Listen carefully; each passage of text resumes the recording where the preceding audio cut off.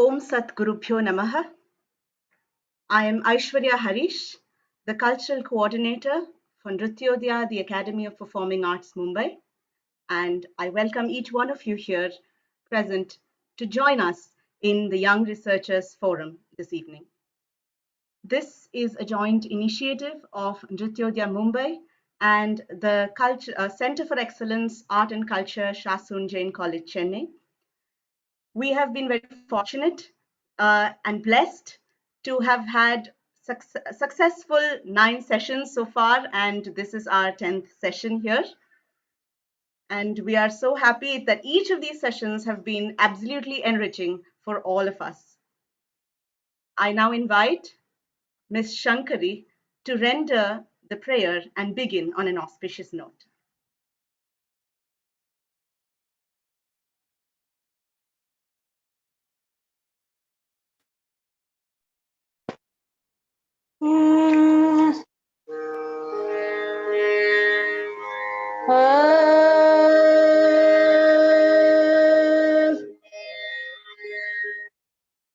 Ramaya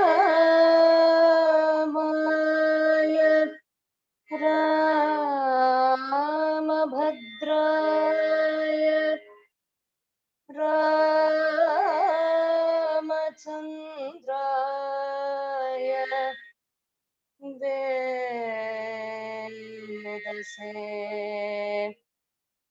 Ramaya Ramabhadraya Ramachandraya Vedase Raghunathaya Raghunathaya Nathaya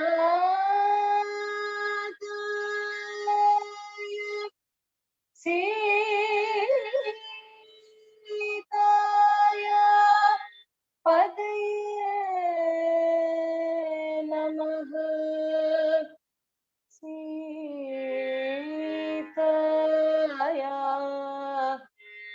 Padaya Namaha.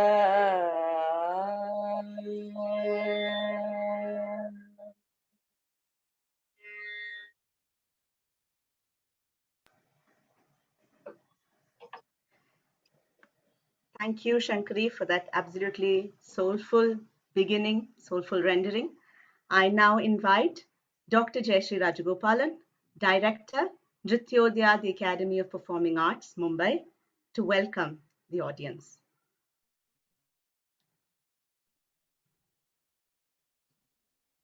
Om Sadgurubhyo Namaha.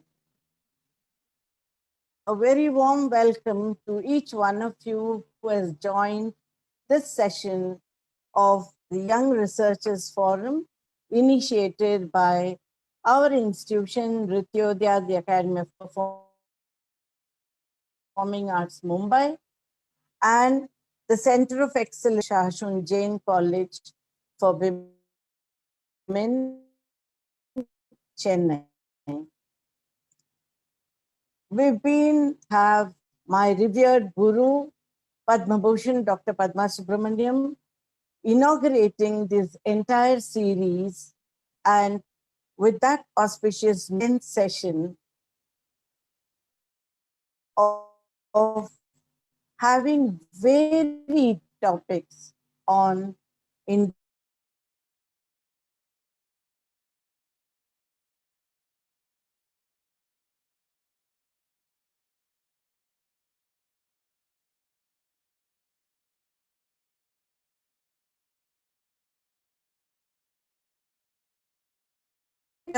now. Can you hear now? Yes.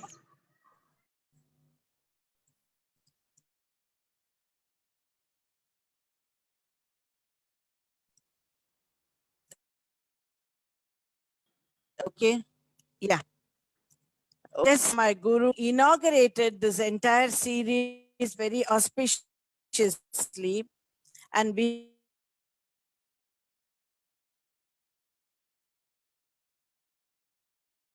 have now Suchitra S. demonstrate here. This is the evolution. It's to see that youngsters are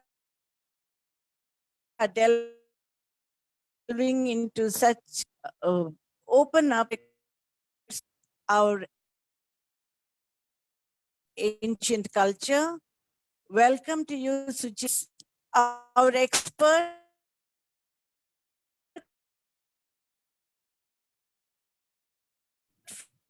I think Dr. Jayashree, the audio is not coming very clearly. So we were not able to hear your welcome to Dr. Sriram. So I think if you can just, Yeah, speak directly without the headphones, maybe. yeah, maybe we can try that. Yeah. No, it's not coming through.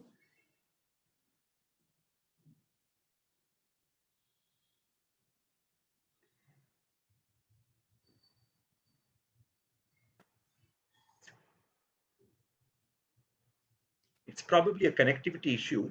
Yes, I think so. So let I us think see. we can just wait for a minute or two. Maybe if you can just Yeah. check Let me see. Let me.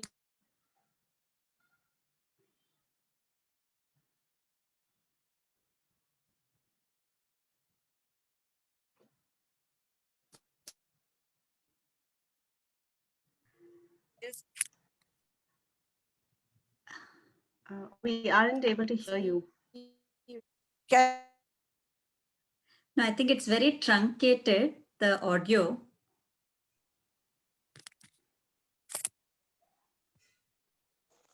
okay, I Yeah, think we can then hear you now. now We- now yes. also is No, we it can so hear you now bad? clearly. No, we can hear you now. I think some. You can hear now? Yes, please. Okay. This gives me another my very our young scholars, and I'm very happy to welcome you here, and Dr. Sriram Parshuram, such a well-known vocalist and violinist. I have known I've had the good fortune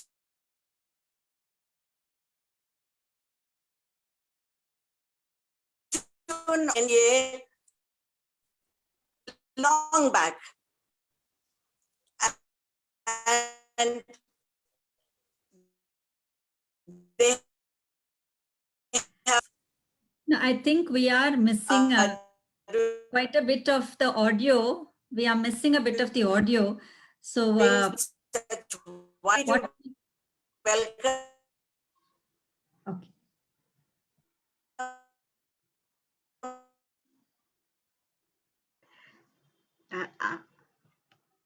I think I will call upon Dr. Rajshri Vasudevan, Director, Center of Excellence Art and Culture, Shasun Jain College for Women, to introduce our artists for the evening. Thank you so much, Aishwarya. And I think there was a huge connectivity issue with Dr. Jayashree, because of which she was not able to convey some of the things that she wanted to. But from the flow of her speech, I think I could understand that she was basically invoking the blessings of our Guru and Dr. Padma Subramaniam and all the Gurus. I hope I am audible now. And also that we have had a very wonderful range of young researchers and experts. So I will quickly go on to the introduction. Is my audio fine? Can I continue?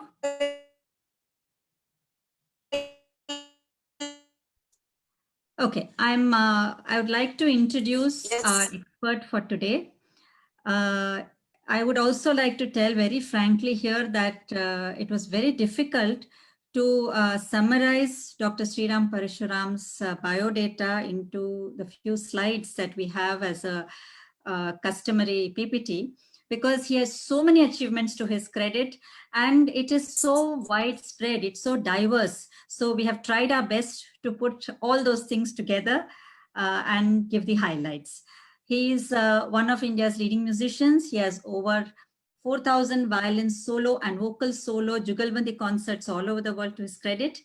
A top graded artist in All India Radio and Doordarshan for both Carnatic and Hindustani violin. He's a senior faculty at the first of its kind Indian university in the United States, the University of Silicon, Andhra.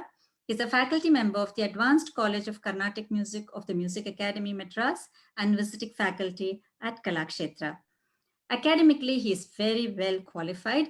He has a PhD in world music, ethnomusicology from Wesleyan University, USA, Master of Music degree in Western Violin Performance from the University of Akron, Ohio, USA. He is a BE Mechanical from VJTI, University of Bombay, and an MBA from IIM Calcutta. I think one of the best combinations of the academic and the artistic.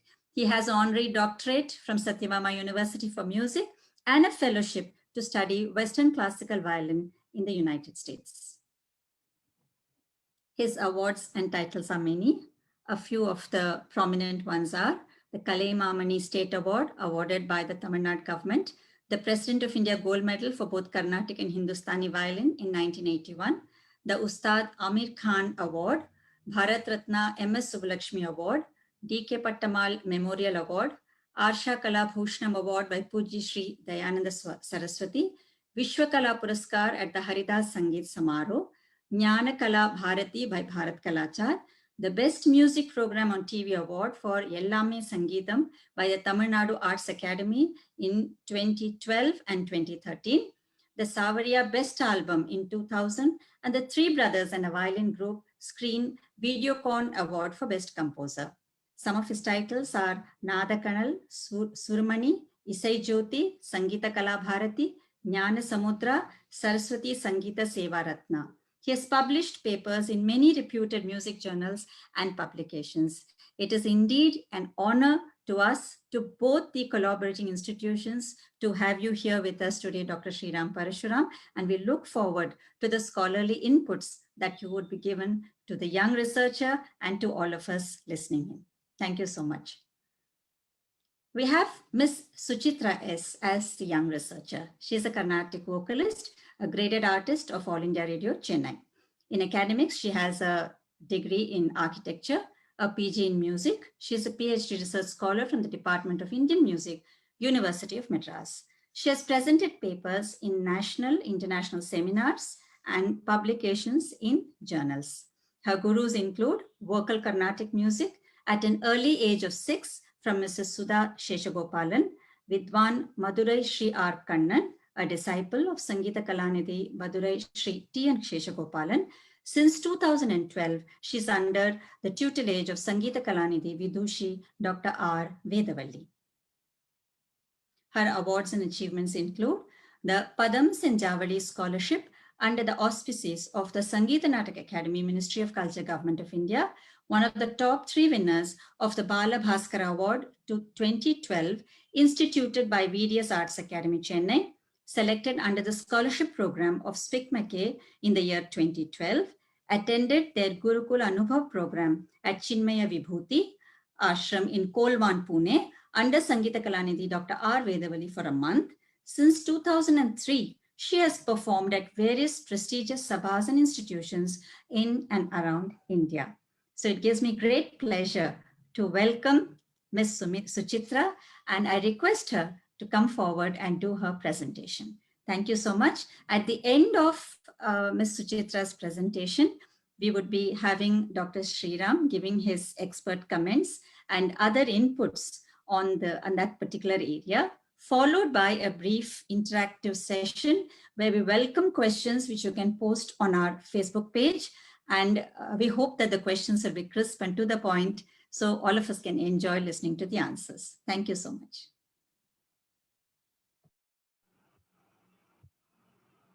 Namaskaram to one and all. Shri Gurubhyo Namaha. Apara Karuna Sindhu Jnanatam Shantarupinam Shri Chandrasekhara Gurum Pranamami Mudan Vaham. My pranams to Dr. Sriram Parshuram sir, Dr. Rajshri ma'am, and Jayashri ma'am, and Aishwarya Harish ma'am for giving me this wonderful opportunity here to present my paper. I am really thankful to Nityodaya Academy of Performing Arts, Mumbai, and Center of Excellence Art and Culture, Chennai, Shasam Jain College for Women for providing me this platform today. The topic which I'll be presenting today is titled The Evolution of Deshiya Raga Ramakali. I'm really sure that this interaction is going to be a great learning experience for me. Thank you so much. So, shall I start with the presentation? Yeah. I think I'm audible clearly. Yeah.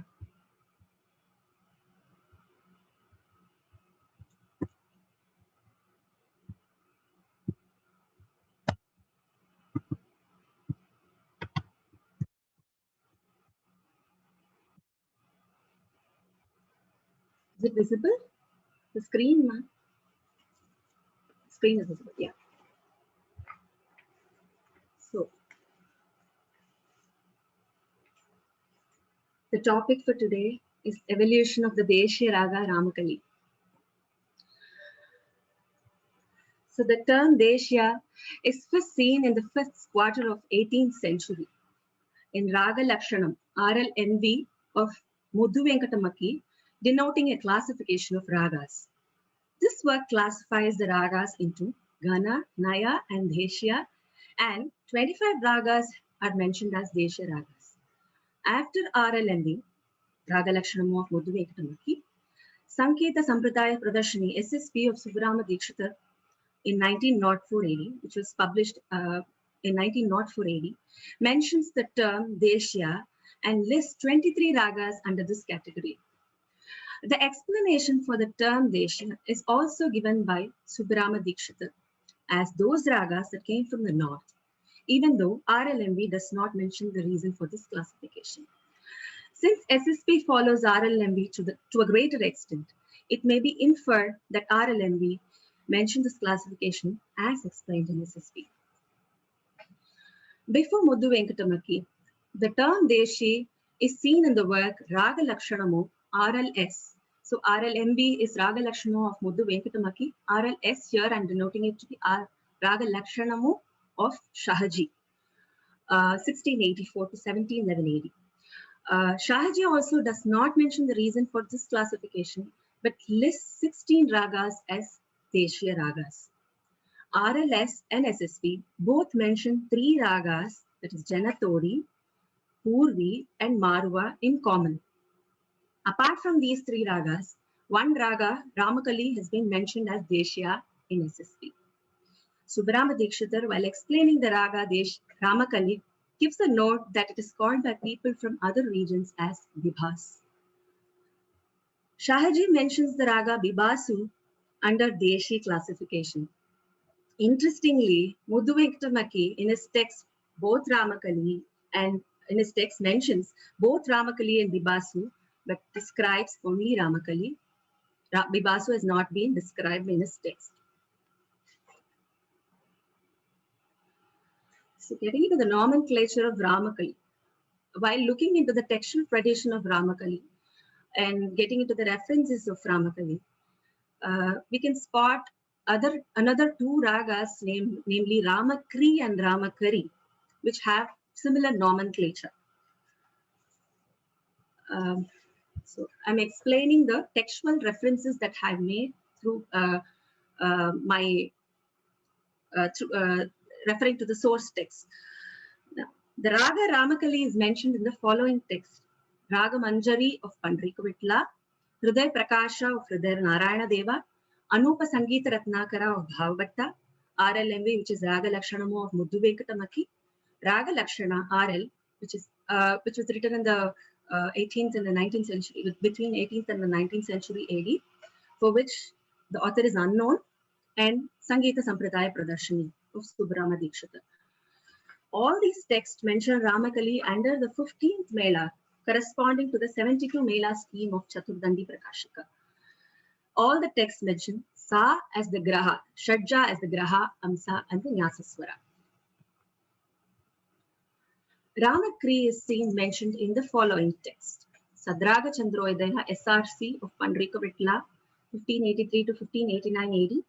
Ragamala of Pandrika Vitla, 1576 AD. Raga Vibodha RV of Somanatha, 1609 AD. These texts mention Ramakri under the 15th Mela corresponding to the 72 Mela scheme of Chaturdandi Prakashika. All these texts mention Shadja as the Graha, Amsa, and the Nyasaswara. Ramakari is seen and mentioned in the following text. Sangeeta Parijata SP of Ahobala, 17th century AD. Raga Tattva Vibodha RTV of Srinivasa after 1650 AD. Hridaya Kautuka HK of Hridaya Narayana Deva, 1667 AD. Ramakari mentioned in SP and RTV.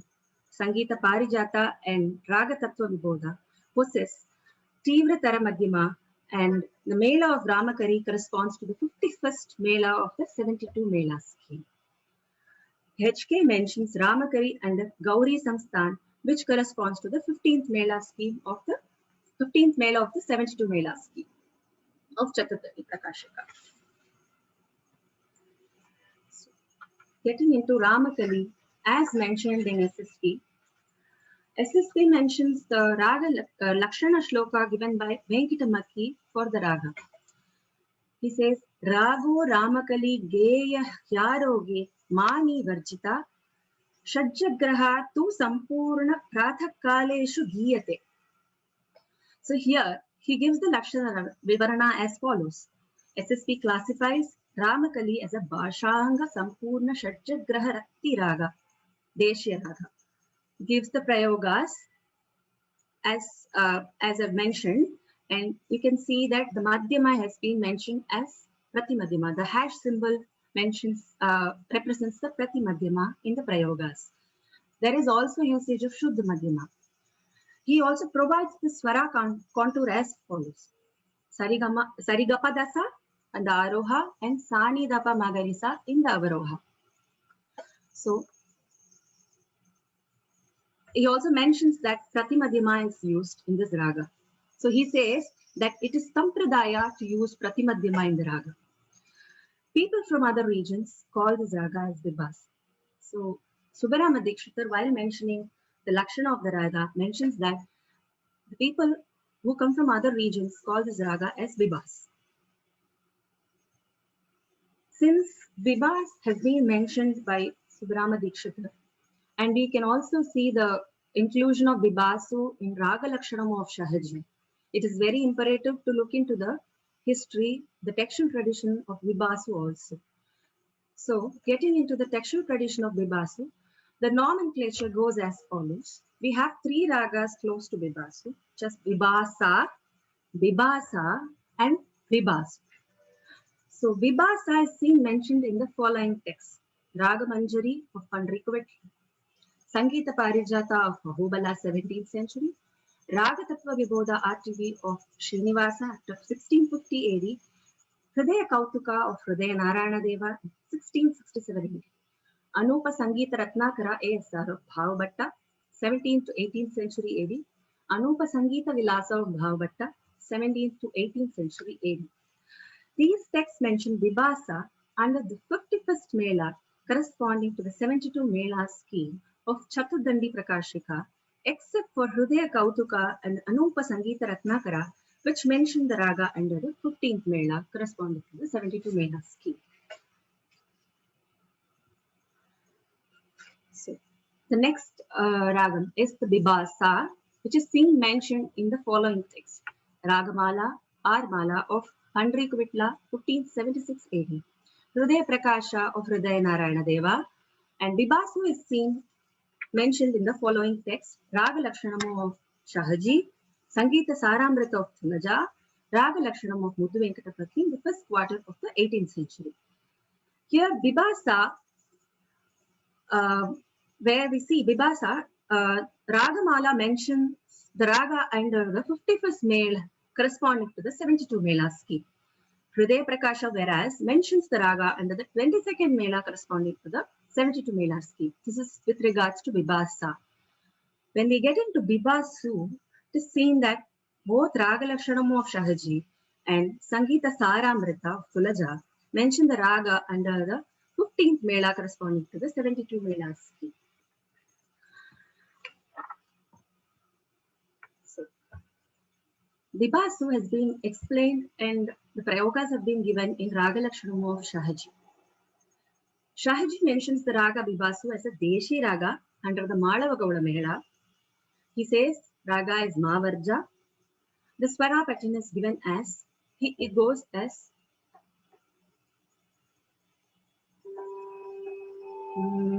Sari ri ga di sa, sari ga pa da ni, ni sa, ni da, pa ga ri pa da, pa ga ri sa.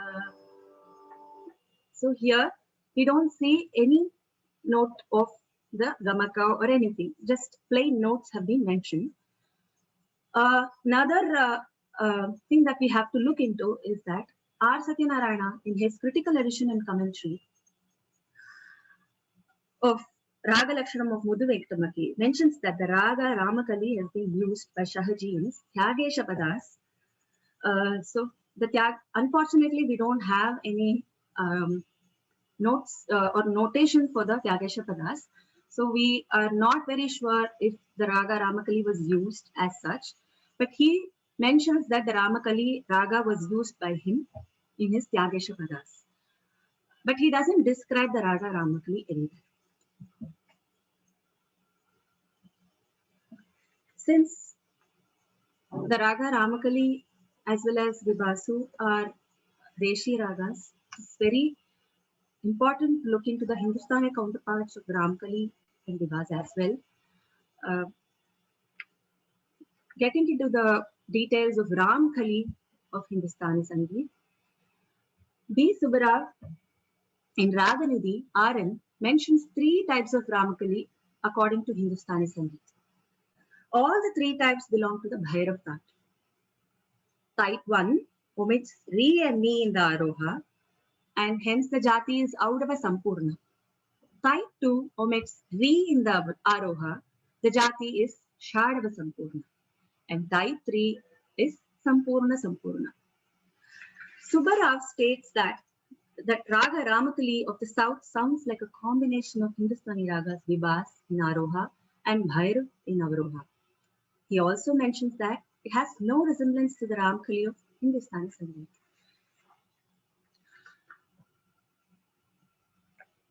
Getting into the details of Vibhas as mentioned by Subbarao in his text Raganidhi, B. Subbarao in Raganidhi mentions 3 types of Vibhas derived from Bhairav Tat, Purvi Tat, and Marwa Tat. Vibhas of Bhairav Tat omits Ma, Madhyama, and Nishada, and the Jati is given to be Audava Audava. Revagupti has the same Aroha and Avaroha as Vibhas when coming to the South Indian tradition. The Vibhas of Purvi Tat, Kamavardhini, which is Kamavardhini in South Indian tradition, omits Ma and Ni in the Aroha, and the Jati is Audava Sampurna with Tivra Madhyama.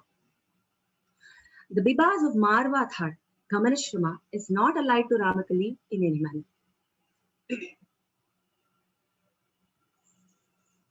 Getting into the oral tradition of Karnataka music, we see that there is usage of Pratimadhyama Prayogas now in, am I audible? Yeah.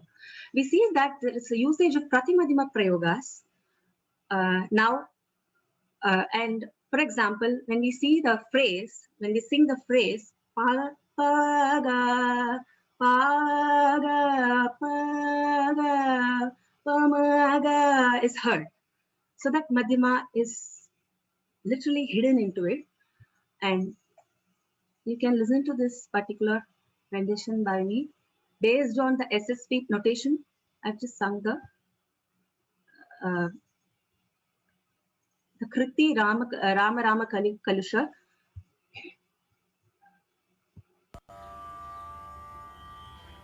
Rama Rama Kali Kalusha Virama.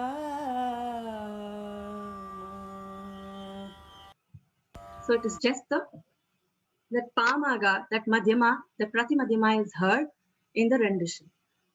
But when Subbarama Dikshitar has given the notation for the whole Kriti, he doesn't mention the Pratimadhyama Prayoga in the notation.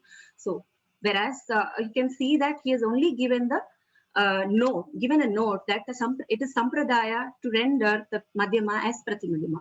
But as such, when you look into the notation, his Sanchari or the Javada, whatever, there are no notations or none of the Madhyamas have been mentioned as Pratimadhyama in the notation, which is not seen in other ragas which have Pratimadhyama. He is given notations where there are Pratimadhyamas.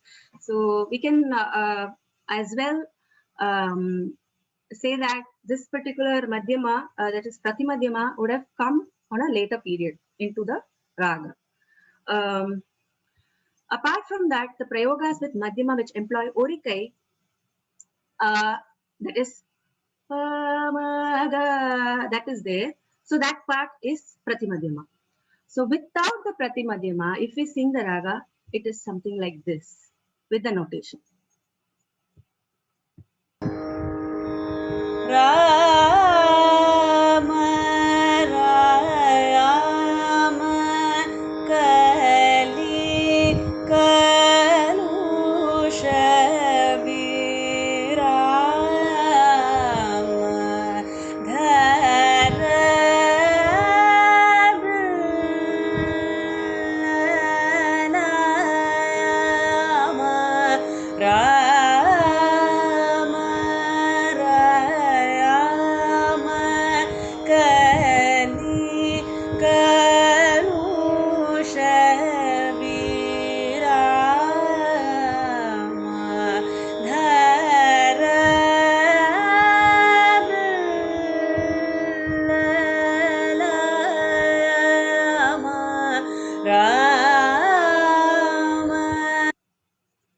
So this is how it is without the Pratimadhyama, that is the Orikai.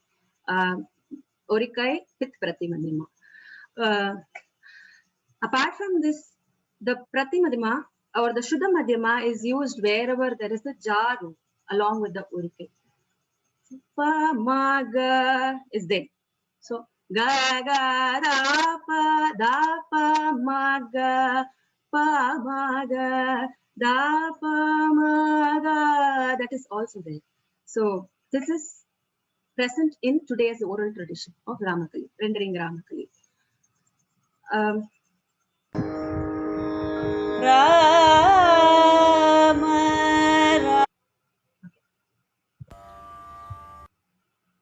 So the oral tradition of Hindustani music.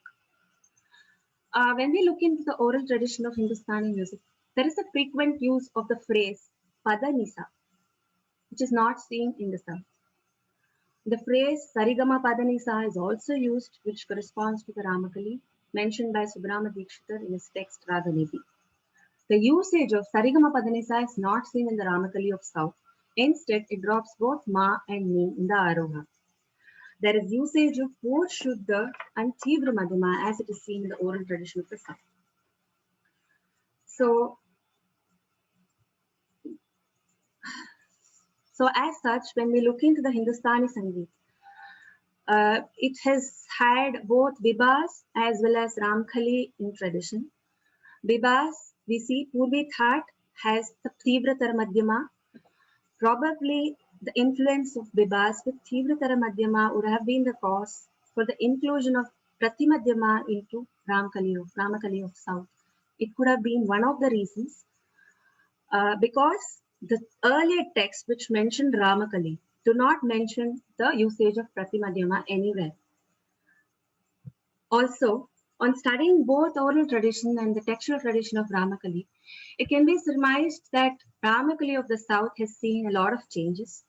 Since none of the texts prior to SSP show traces of Pratimadhyama in the Raga Ramakali, it can be inferred that Ramakali would have had its roots from Vibhas, and gradually the Pratimadhyama would have crept into the tradition of singing the Raga. Because the Raga Ramakali has not had any usage of Pratimadhyama as per the textual tradition that we have. Only in 1904, in SSP of Subbarama Dikshitar, we see a note which contains which contains the usage of Pratimadhyama, and he says that it is Sampradaya to use Pratimadhyama, whereas the notation does not have Pratimadhyama. Even in the Aroha as well as the Avaroha with the Swara contour that he gives, there is no mention about the Pratimadhyama. So this could be one of the possible reasons why Subbarama Dikshita did not give the notation with the Pratimadhyama as it is sung today, though he has mentioned Pratimadhyama in the Prayogas. B. Subra also mentions in Raganidhi that Ramakali of the South does not have any resemblance to Ramakali of the North. So Ramakali as such, we have only one composition with us, and there is also another small portion of Ramaswamy Dikshitar's Raga Tala Malika, where there is one line of Ramakali in his composition. So other than that, we don't have any South Indian references, South Indian compositions in Ramakali. So with the help of this, with the my guru's blessings, my guide's blessings, I was able to present this presentation or paper today. Thank you so much for this opportunity, ma'am. Thank you, sir. Thank you, Suchitra. That was a neat presentation, and we look forward to the inputs and comments by Dr. Sriram Parashuram. Please, Okay. Dr. Sriram, you can take the mic now. Thank you. Ellarkum namaskaram. I should first congratulate Suchitra for such a comprehensive coverage of the textual sources that relate to this very beautiful raga.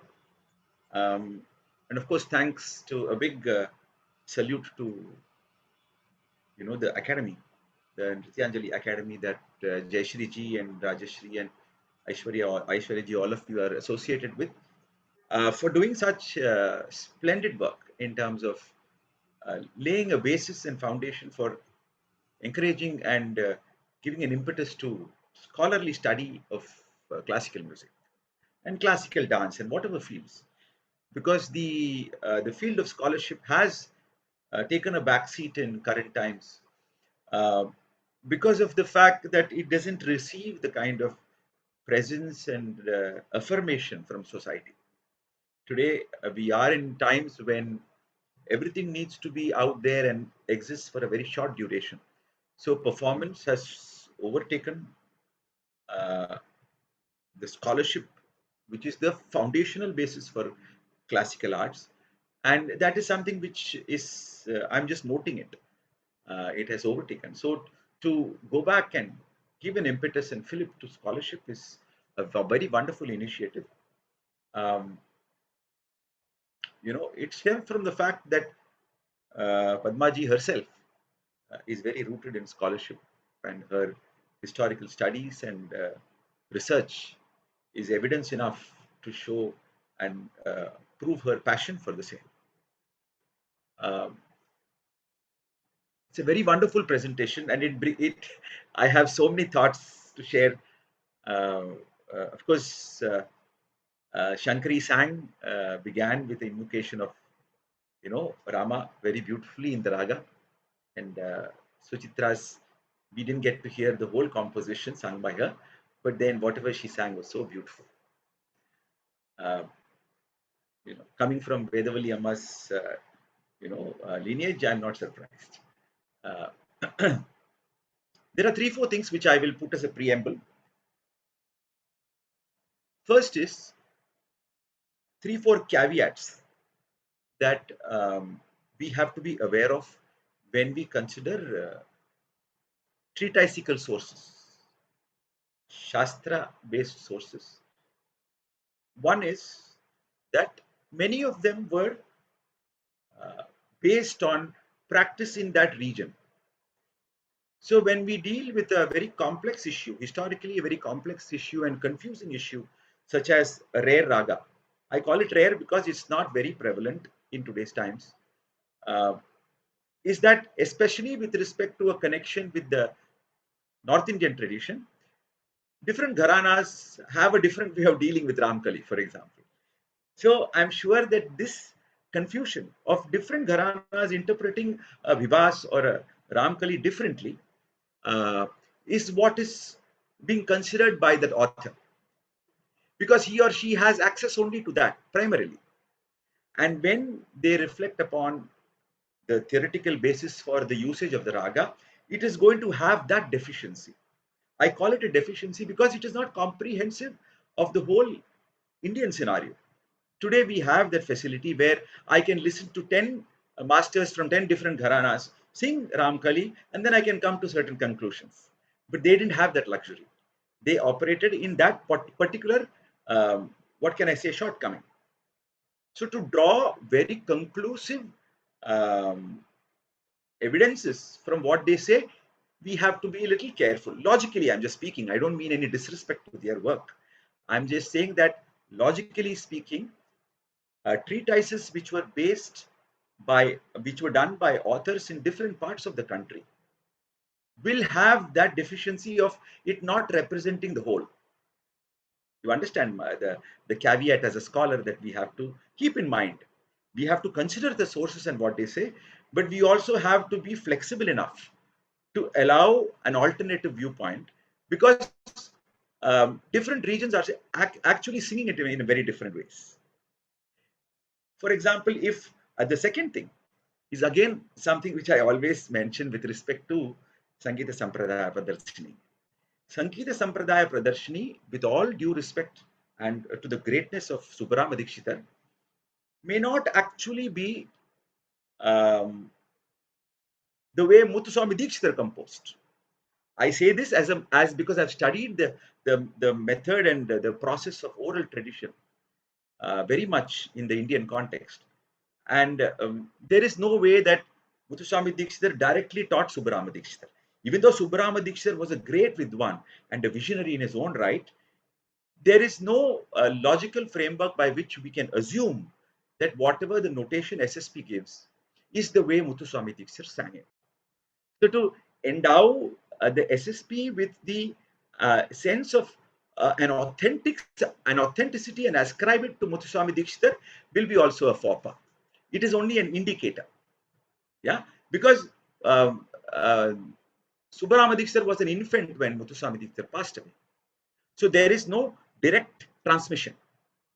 And in oral tradition, we know how oral transmission works.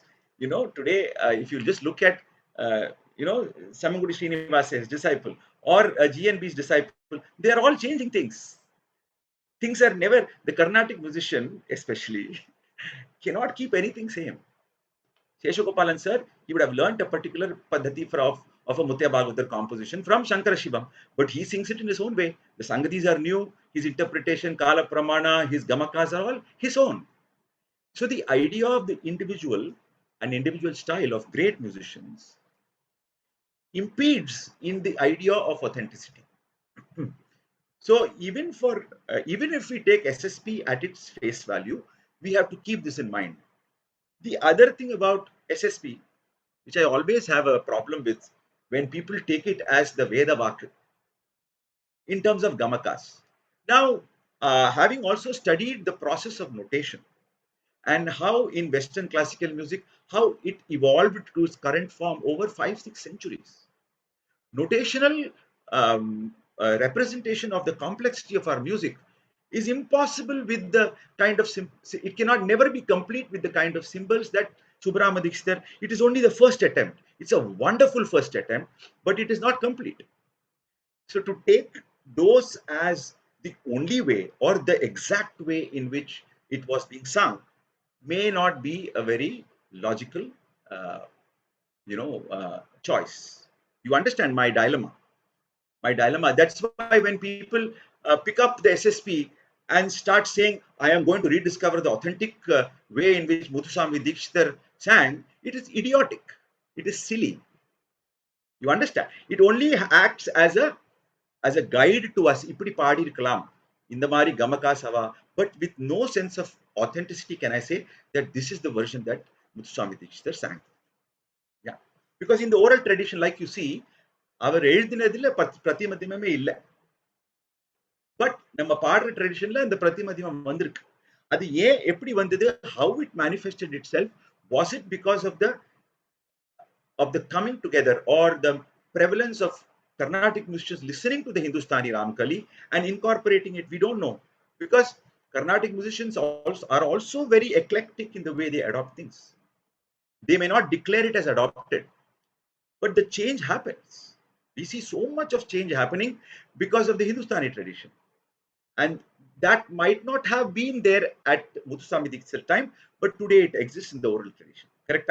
So these are some things which we have to keep in mind when a scholar is interpreting a performance or the practical way of singing a raga. We have to keep in mind the process of how this is being transmitted and how it is being changed also. For example,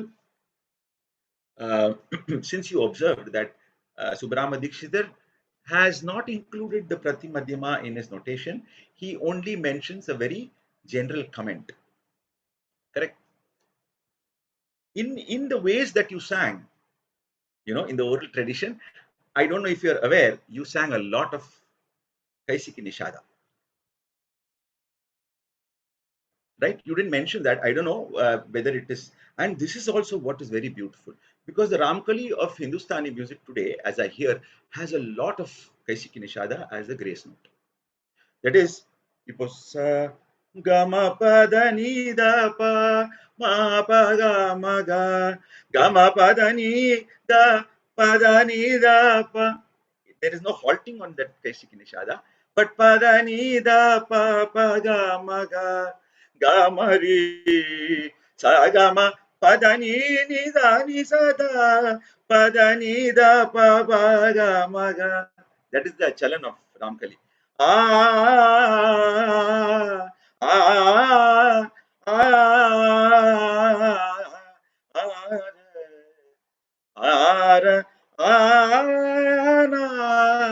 In fact, Kumar Gandharva goes and nalla adichu the nishadathil nippa. Though it is not Nyasaswara.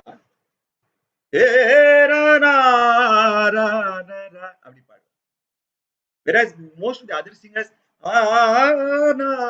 is not an important note, the Nishada. So even this grace note of the Kaisiki Nishada is, I think, a subconscious assimilation of the Hindustani tradition. To revisit your recordings also, if you see, there is it is not Rama, Rama, apdi paadleni. Rama, Rama, apdi tane. That is how I am recollecting your singing. And that is beautiful. That is Ramkali. In the oral tradition, that Kaisiki Nishada grace note has been assimilated. There is nothing to, I think it is something to celebrate, because and I'm very, very surprised as to how Subbarao says the two are not related at all. The two are not similar at all. He says that in many ragas. And then I'm always surprised by his observation, because it is not only the Aroha Avroha. In fact, what is called the Madhyama Anga Pradhana. That is the raga centering around Gama Pada Nida Papa Gama Ga. Every single composition in Hindustani music starts here. That is the middle of the octave. That is what establishes the raga as very different from a Bhairav or a Bivas. In current practice, it is the beginning of every composition that I know. I've heard some 6-7 compositions in Hindustani.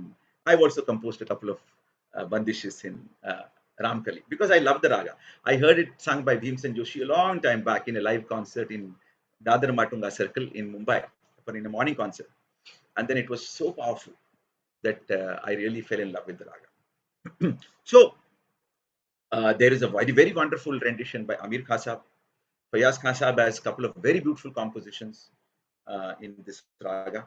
And of course, many, even Ulas Kashalkarji sings a couple of very beautiful compositions. Kumarji, of course, his composition is very beautiful in this raga. Though it's not such a big raga, or a prachalit as prachalit as Bhairav, I think the flavor of Ramkali is very unique and it has an identity of its own. So the question of even confusing it with Vibhas in current practice does not arise, actually.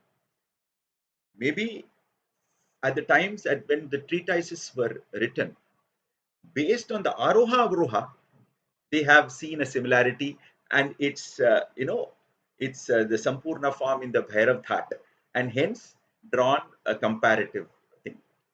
The other thing about the nomenclature of Ramakri and Ramakari is also probably something which, in terms of linguistic errors that creep in. For example, Bhibas and Bhibasu, sometimes the su, the vowel of the su, probably has to do with a particular preference in a region, not necessarily a difference. They are referring to the same thing, like for example, Voleti Venkateshwarulu. Now, Voleti many people may not say Venkateshwarulu. That's a particular linguistic choice in terms of. So naming of ragas also sometimes, it is not surprising for me that the three nomenclatures of Vibhas are also referring to the same musical entity. They are not referring to different things, correct? So I learned this composition from Vishwasar, from T. Vishwanathan, from the Dhanamal school. So even Dhanamal is supposed to have played this raga, played this kriti on the veena. And I don't know if Suchitra is familiar with the Chittaswaram. It's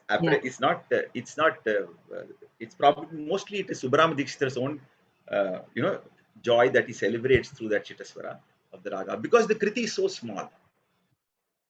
The problem with many of these Samashti Charana kritis of Muthuswami Dikshithar, before we begin, it's over. And there are no Sangatis also, correct? So Sri Mahija, it's within 2 sentences, the composition over. This is even my guru, Professor S.R. Janakiraman, he says that Ayyasami Pota Chittaswaram, he would say. So for a Dikshithar kriti, because they have lived with Dikshithar for such a long time, they don't feel that it is wrong to add a Chittaswara to embellish the composition, make it more substantial. It is not done out of disrespect to the composition or stepping on the toes of the composer. It is done so that it is made more substantial, and it is an indication of their love and devotion to the composition. You understand? So Subramanian Dikshithar also would have added that da pa ma ga ga pa da ni da da pa ma ga da pa ma ga da pa ma ga ri ga da pa ma ga ri sa ni da sa ri ga pa ga da pa ga ni da pa ma ga pa da sa ga ri sa ni da pa ma ga sa ni da pa ma ga ri ga Rama Rama. Very beautiful Rama Kali Kalusha. That is Rama who is going to remove and give us virama from all the sins of the Kali Yuga. Very beautiful expression in this very beautiful raga. So like Suchitra said, we don't have any other composition. So this stands as a beacon for the raga in Carnatic music. I wish some of us can take up and compose something very meaningful, or include it in a. I did a Ragam Tanam Pallavi composition. So in that in Maya Malava Gowda. So in that in the Raga Malika Swaras, I chose only so-called ragas belonging to the Varga of Maya Malava Gowda, 15. So there also, so I chose to sing a little bit of Tanam in Ramkali, just for the sake of, even though people didn't know what was happening, till I announced the name of the raga, because the raga is very rare. Saveri Mari irukku, Saveri Mari illom ille. அதுக்கப்புறம் வர்த்த சம்பூர்ணமா இருக்கு, மேல போறது சரிக பதசா. Because in Vishwasar's padam, there is no Pratimadhyama. Somehow, though I don't know how, from whether he learnt it from the Dhanamal Bani or whatever, but there is no Pratimadhyama. Then once in the academy, when I sang a little bit of this, Ravi Kiran ji told me that I knew that Ramkali of the Hindustani has a lot of Pratimadhyama. You know, they are not shy of doing. That is why it is called a Bhashanga Raga in ours, because in the Carnatic tradition, we are generally little shy of introducing Anyaswaras. We like to sanitize all ragas into pure scales. We are slightly uncomfortable. அது மிஷ்ர மாதிரி ஆயிடுது. அது அந்த purity போறதுன்னு ஒரு concept இருக்கு. We have a purity concept in Carnatic music. In general, South Indian culture itself, we are a little more obsessed with being pure. So anything additional, we will call it. That is also probably the reason why you have chosen. You didn't talk much about the idea of Desya and its justification as a Desya, except for the fact that it is assumed that it came from North Indian music and hence is Desya. But Desya has I'm not sure of what is the word that Bharata used. Bharata used Marga and opposed it with what we generally today refer to as a Desya or Desya tradition. So the concept of Desya, I think you mentioned in the beginning that it was only in the 17th, 18th century, correct? Something you said. But I don't think that the concept of Desya is initiated by Bharata himself in the Natya Shastra. So the Marga, and opposed to that was the Desya. There was a dichotomy which was built into the examination and scrutiny of our music and dance. One as Marga and one as non-Marga. But the non-Marga is what we have, the term may have come later, but the concept of non-Marga was already there in earlier musicology. Yeah. So that is also something which we have to keep in mind. So when the Desya probably comes, it is attributed as a Desya Raga. What is your source for this being classified as a Desya Raga? Does Subbarama Dikshit mention it to be a Desya Raga? Yeah, he mentions it to be a Desya Raga. Okay. Actually, Not just Desya Bhashanga. has been, not just Bhashanga. He mentions it to be a Bhashanga Rakti Desya Raga. How can it be Rakti and Desya? I'm a little confused. No. Anyway, There are most of the Desya Ragas have been mentioned as Rakti and Subbarama Dikshitar's SSP. Okay. And Desya has been a term which has been used only from Muddu Venkatamaki's period. Before that, it was only Deshi. It was not. Yeah, it was only Deshi. It was not Desya. Deshi has been included into our system in different ways. Maybe Bharata's way of putting Deshi into his textual tradition of oral tradition was different from what we interpret as Deshi today. So it has been into different formats. Yeah. Originally, Desya was. I'm just dealing with the Desya Raga, so I didn't go into those details today. Yeah. So Desya here is because of the fact that it is two reasons. One is that it is coming from a predominantly Hindustani source, from a North Indian source. That's why we will call Sindhu Bhairavi, all these Bihag and all that as Desya Ragas. Yeah, casually. He calls it as Auttara Ragas. Auttara, yeah. That is a geographical response. The classification of Desya is subjective. It can be slightly objective if when it is coming from a very well accepted folk source. For example, Ananda Bhairavi, what we consider as a very classically, Nama Karnataka Raga, is actually also classified as a Desya Raga in some sources because it comes from a folk source. So folk source and North Indian sources together today are what comprise Desya Ragas, to put it in a nutshell. Yeah. So I think it was a very wonderful presentation. There are a lot of things where, I'm sure you have the wherewithal, and I learned a lot of things today also in terms of some of your text sources. I feel we need a couple of more janmas to go into them and study, because evlodan textual source paadom vedame paadi practice pannam sudhi ser vera practice pannam. So where do you go for a practicing musician? It is very tough to also be theoretically very comprehensive and learn it. Very, very tough. That is why I salute my guru SRJ sir, because he has all textual sources in his mind, in his super mind, in terms of page number கூடி கரெக்டா சொல்வார். அது மாதிரியே பாடி காமிப்பார். அவ என்ன சொன்னா எல்லா ஸ்லோகமும் அவருக்கு by heart, every treatise. So every time I go to him, I come back very depressed because இதெல்லாம் ஒரு லைஃப் டைம்ல எப்படி பண்ண முடியறதுன்னு, you know. So it was a very beautiful session. This raga is very, very beautiful. அந்த பஞ்சமத்துல போய் நிக்கிறது, அந்த அழகு வந்து தனி அழகு. And that I prescribe to that. And Hindustani வந்து சகமப்பா நிறைய வரும். Even though we have generally sing it as sari gapa dasa sani dapa magarisa, that is omitting only madhyama and nishada in the aroha. But நிறைய ஹிந்துஸ்தானில சகமப்பா வரும். சகம dapa ma pa ga ma ga Sagamarisa. Probably to contrast it with Bhairav, where Sarega is how Bhairav will move. So to contrast it with Bhairav, probably the Sagama Prayoga is the preferred choice for all the singers.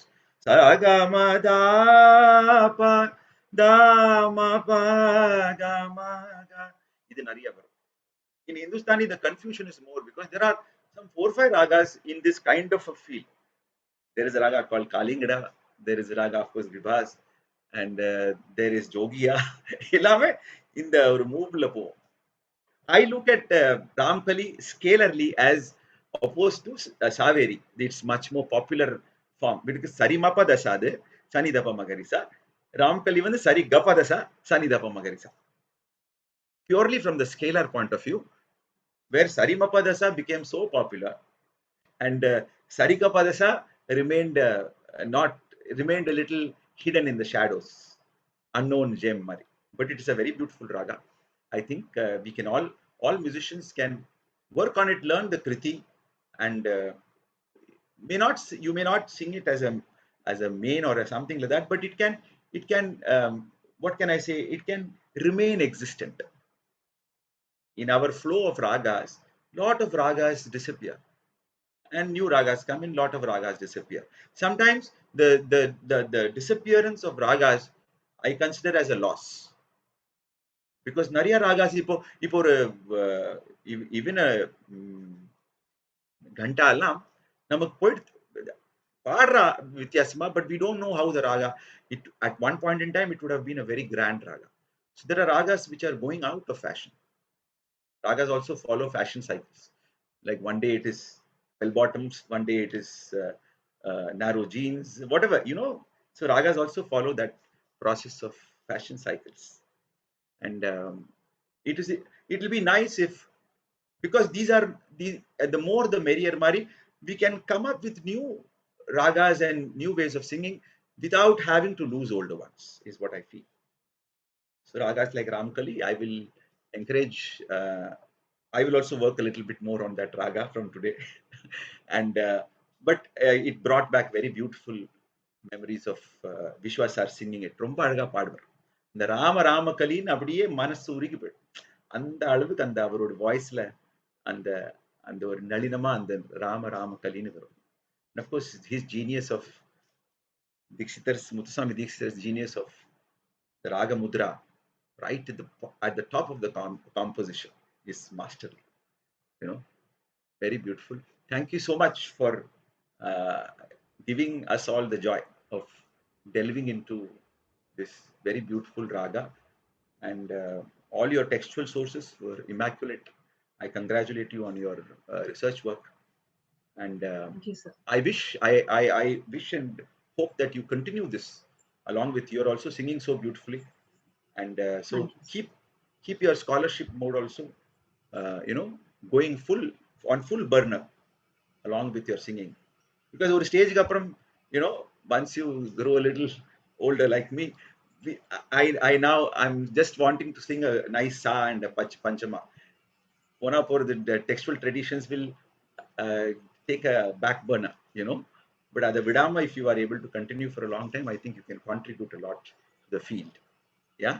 Thank you so much. Thanks to Jayashree ji and Rajeshri ji and Aishwarya ji and for giving me this opportunity to share whatever nonsense I spoke, whatever little I know I've shared. But I'm so happy that we got to discuss this beautiful raga. And I'm whatever little snippets, like I said, I wish you could have sung the whole Kriti also. It would have been nice to listen to your version, because everybody has a different version of these rare ragas. No, எனக்கு பாடம் இல்ல basically. So Okay. I just through SSP's notation I was able to interpret 2 different versions. That's it. Okay. No, but you said you had the oral tradition was there. No, oral tradition was Maga. yeah. I looked into many recordings. Okay. So with that I was able to get into the details. Okay. But that Shuddha, that Kaishiki Nishada is also very beautiful in this raga. Yeah, it is also there. Yeah, it is there. It's also, In Hindustani especially, very much. The Kaishiki Nishada is heard because of the glide. I guess. But pada nida pa pa ga ma ga அப்படியே பாடுவாங்க. As such, but Ramakali or South Indian Ramakali doesn't have Kaishiki Nishada as It doesn't such. have it. But I'm surprised that he mentioned this Bhashanga, but does SSP mention whether it's the Pratimadhyama or the Kaishiki Nishada, which is the Anyaswara? Only Pratimadhyama. No. Kaishiki Nishada is not mentioned in SSP anyway. Yeah. It is only Pratimadhyama. The glide, that sa that glide, probably that Nishada is heard. That Kaishiki Nishada is pada nida pa அதுல ரொம்ப கிளியரா வருது. நீங்க பாடினதுலயே அது இருக்கு. ஆமா. Okay. And the pada nida pa, it will not proceed upward. And the pada nida pa Rama, very fleeting down, but it is present nevertheless. Yeah. So thank you for a wonderful session. Yeah. And we can move on to any questions if anybody has. Yeah. Yes.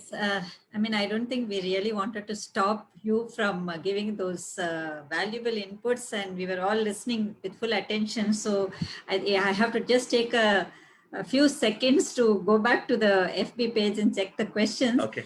There are, I think, 1 or 2 which have come for Suchitra. I'll club them probably and she can answer it together. One is, what was the reason for doing research into this rather unusual topic or raga? That was one.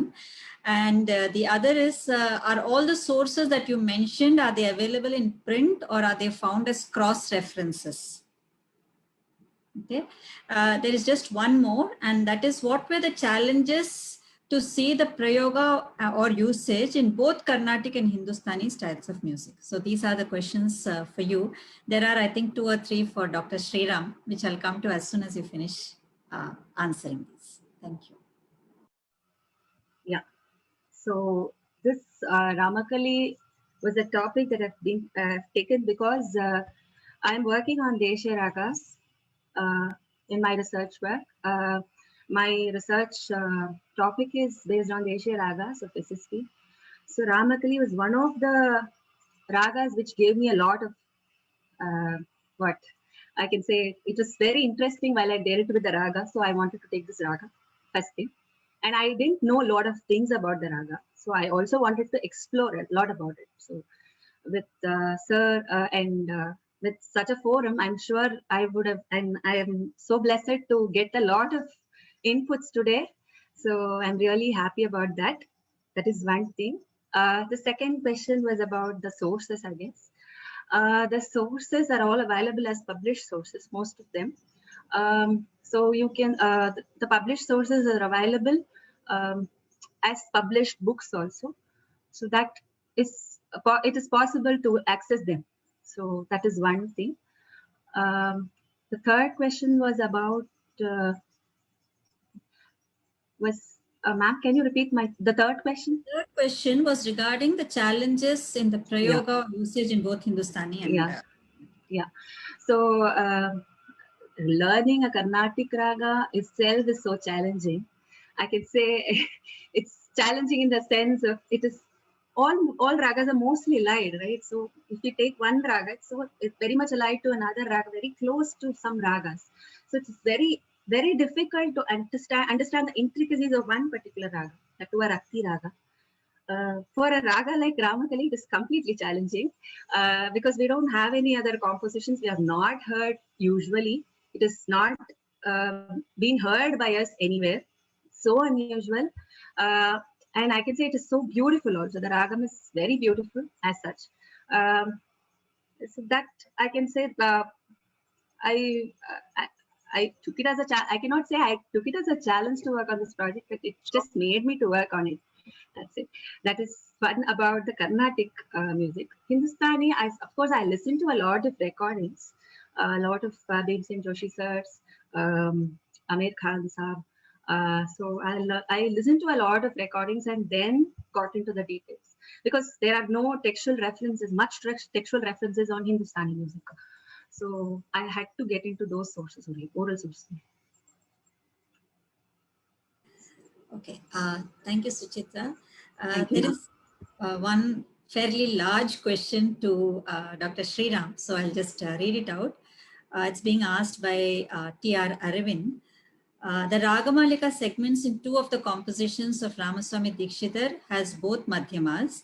Also, the Raga Lakshana differs between these two Ragamalika segments and Rama Rama Kali. How can this be reconciled?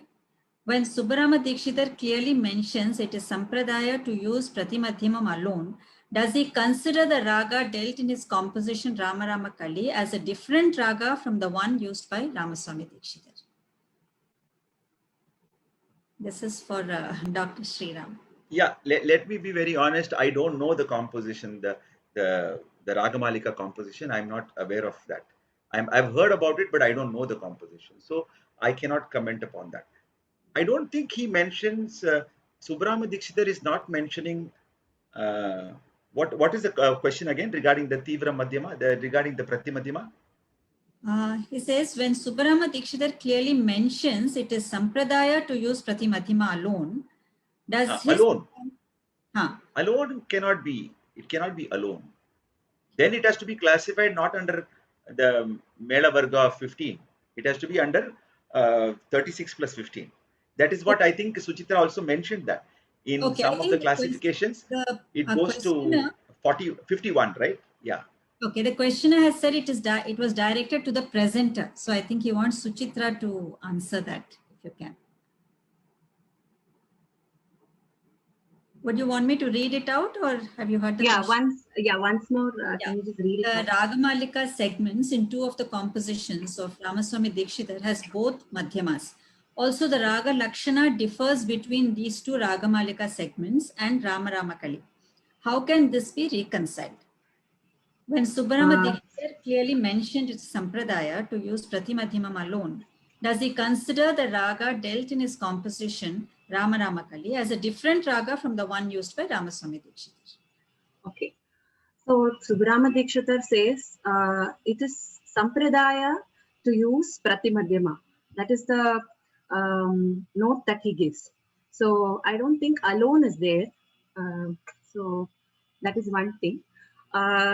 The second thing is about the Ragamalika. I'm still about to work on that Ragamalika. I have not yet worked on that piece of it because I just came to know very recently about it. So I am yet to work on that piece of Ragamalika. So I'm not sure about that. But probably Ramakali was, based on the notation that he gives, probably Ramakali was not the manner we sing today. He would have not perceived it in the way that we sing today. That could be one way we can see it, or because it is about 100 years ago, more than 1 century ago. So we do not know how they actually interpreted Ramakali. And even when Subbarama mentions it, it is about I think 70, 80 years ago, 1940. When he mentions about the Ramakali Raga as well as Vibhas Raga, I don't know what would have existed at that time as oral tradition. So, see, because oral tradition is changing, it's changing in a decade actually. So you do not know what happened 70 years ago. So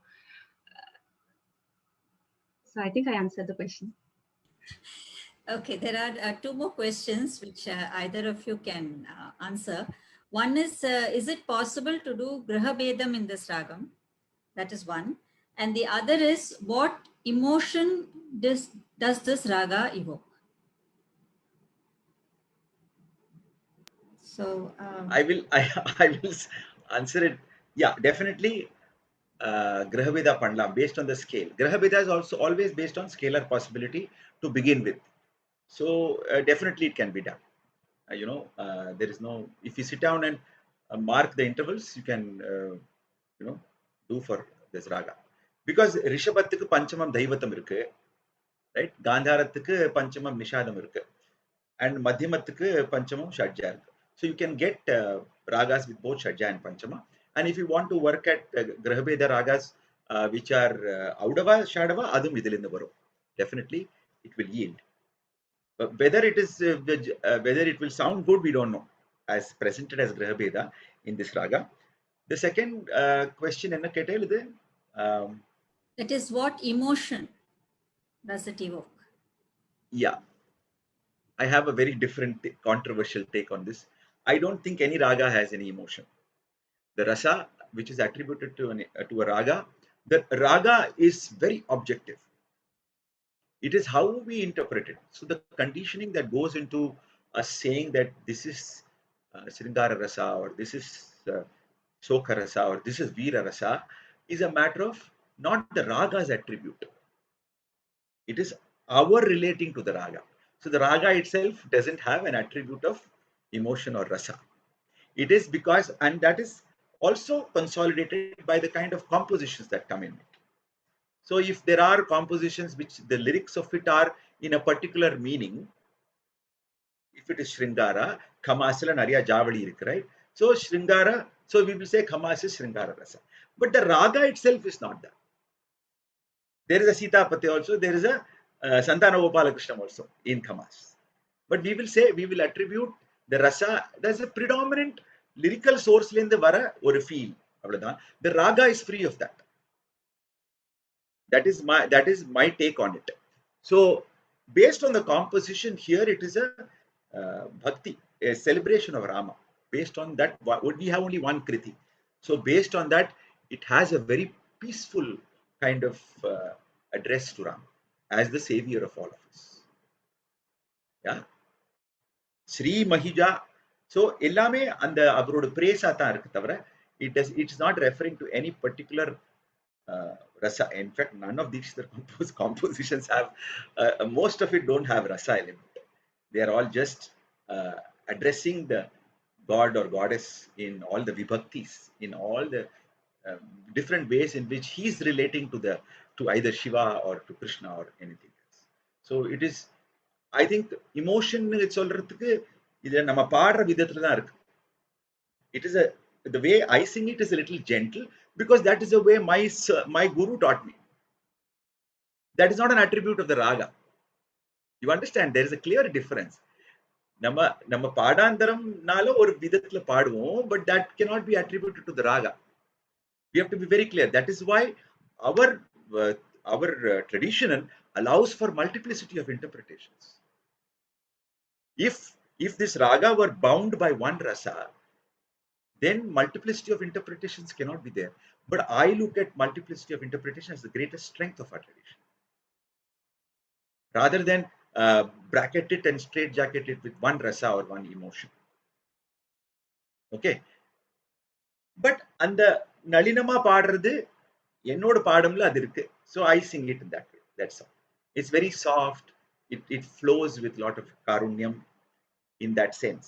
That's all. But I will not attribute it to the raga. Suchitra will have another take on it, the way she has heard a lot of them. Would you like to add anything, Suchitra, or No, nothing. okay. Because Hindustani la Kumarji sings a composition which is very erotic in its content. That is very down to earth, very Shringara. Jaga Jagarenu paadvar. That is, and the context of it is the woman, the lover is telling, wake up, the wife, because your Sas and Nanand are going to curse you if you are going to be sleeping in so late. So the levels of that composition are at very the implication that they had a long night. I'll be very frank with you. Yeah, so the implications are fully Sringara, right? But so he sings it very very forcefully. Panchamatla based பண்ணி அப்படி அந்த பஞ்சமத்தை அடிச்சு பாடுவார். So it is not Nalinam or it's not soft. Many of the other compositions are also Sringara in Hindustani.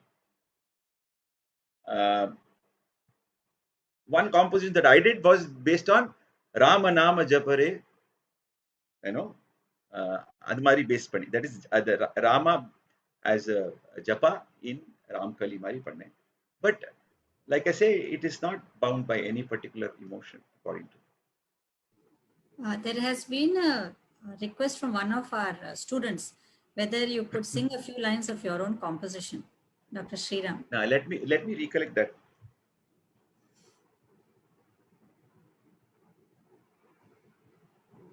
Sapa Rama Nama Japale Mana Rama Nama Japale Mana और कछु नहीं काम तेरो दुख भवताप निवारण राम नाम जपले मन और कछु नहीं काम तेरो दुख भवताप निवारण राम नाम जपले मन. So I chose to end it on that Pratyamadima.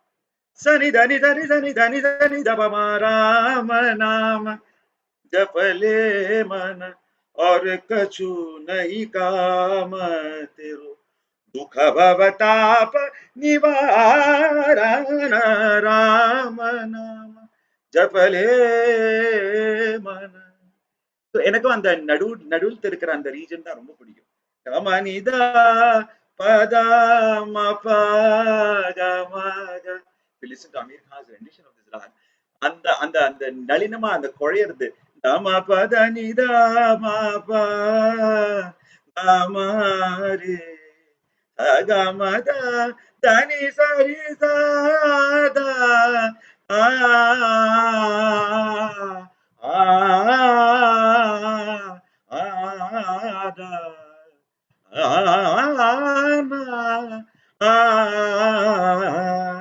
அப்படி வரும் இந்த ராகம்.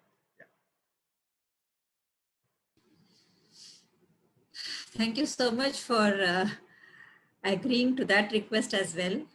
Yeah. So Nice. we've actually come to the end of the session. We never realized that it has been going on for quite some time. I wanted to know if Dr. Jayashree's audio is better. Would she want to add a few points, or can we go to the official vote of thanks? Can you hear me now? Yes, we can. Okay, thank you. In fact, when Sriramji was talking about the raga not having a particular rasa, or the rasa can be infused through the way it is sung, I was reminded of the ragam Nadanama Kriya that my guru Padmaji has used for showing both Shoka and Ananda in the same piece from Ahamargam. It's a very beautiful piece which the way it has been choreographed, it reduces the person performing and viewing to tears, seeing the devotee offering his own child as a meal to the guest. But then the resurrection of the child and the ananda that ensues is also brought out beautifully through this ragam. So I think, when he says that a raga by itself doesn't have a rasa and we infuse it with rasa by the way we use it with the lyrics or for us for our dance movements, I think I would probably agree with him on that. Thank you so much for making this point, Sriramji. Tyagaraja himself, he has 7-8 compositions in Sahana. So not necessarily that all of them are in pathos or in lament, நல்ல கம்பீரமாவும் இருக்கு Sahana. So they they have burst this myth that some of us still carry that raga means it is that rasa or it is that emotion. It is not. The raga is free from everything. Actually, it is free from even the composition. When we look at raga as a manifestation of goddess Saraswati, it has to be free from everything. It has to be perfect. It has to be whole. It cannot have one particular nuance, because one particular nuance is, if you say it is if it is what is Purnam, it cannot have one angle. It has to be Purnam as a whole. So the raga I consider as Purnatva, and every raga is Purnam, which means that it cannot have one particular rasa as its basis. So I think that was a very, very enriching session. And I have this extremely pleasant duty of proposing an official vote of thanks. So I would start by, of course, thanking our expert here, Dr. Sriram Parshuraman. I know your schedule is a very busy one. And in spite of all that, you were present here and you made it such an educative experience, because I think the inputs that you gave were not only helpful to the researcher. In fact, I think we used the researcher as a kind of an excuse to learn a lot about the ragam and many other aspects also. So thank you so much, Dr. Sriram. And we hope we can continue to bank on you for some of our future sessions as well. So thank you so much for that, including your composition, which you rendered so melodiously. Coming to the researcher, I think we should thank her particularly, because since she worked on this area, and since the topic was such that we took some time in syncing her with an expert who was equally proficient in the Carnatic and the Hindustani. Otherwise, she would have been on air in December itself. So we were looking for the right expert and we found it in Dr. Sriram. So thank you so much, Suchitra. I would like to thank actually your guide, Dr. Hemlata and Dr. Rajshri, head of the Department of Music, who suggested your name and we could have you in the session today. So thank you so much for that. It was a very neat presentation. So all the best, of course, for your thank you, ma'am, research in the topic in the future. And it's only right that we thank those people who have made all this possible till the 10th session. I begin with thanking our Guru, Dr. Padma Subramaniam, not just as we say for her support and encouragement, but for the kind of inspiration she is, for her scholarly in-depth approach to any topic that she takes, because of which if we present something, we want it to be the best approximation to perfection. And that is why we thank her in every session. We have her blessings and we are truly grateful to her for that. As far as Nrityodaya Mumbai is concerned, they have the support of a lot of experts like Dr. Sriram, who immediately accepted when Dr. Jayashree asked him. They also have the support of people like Mr. Ramesh of Mahindra Finance and other people in the dance and music field who have been coming forward to help us both with researchers as also with the experts. As for Center of Excellence Art and Culture, I think it's only right that I should thank our secretary, Abhay Shrishimal Jain ji, who told us right from the beginning, please go ahead, make it as scholarly, as research oriented as you would like it to be. And Mr. Ashok Kumar Mehta, our associate secretary, and our principal, Dr. Padmavati. Of course, I would like to thank Shankari for her beautiful rendition, Mrs. Aishwarya for being the MC, and Mrs. Srividya for giving us the back-end support. So I'm sure it has been a wonderful session, and Dr. Jayashree will agree with me when I say that each of these sessions has been such a learning experience for us. We knew it would be, but then we are trying our best to keep pace with the kind of knowledge that we are getting, and we are trying our best to assimilate it so that each session is even better than the earlier one. And we are happy to also announce that our next session will be on the topic of Dashavatari by a young researcher, Dr. Gauri from Maharashtra. And I think the expert is, I request Dr. Jayashree to mention who the expert for that would be. Dr. Sandhya Purecha, who is an authority on Nati Shastra and its prevalence in Maharashtra?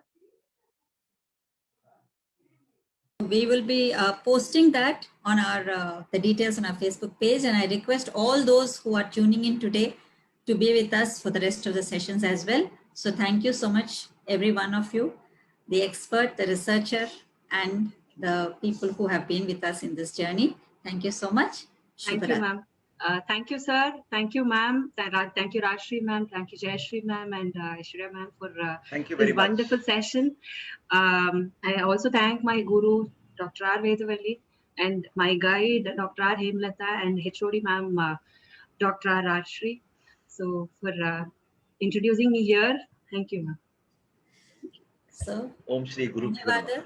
Om. Shri Guru Bhyo. Dhanyavada, Shubharatri. Those who are interested in participating, request them to please contact us at the earliest so that we can be enriched by your contribution. Dhanyavada.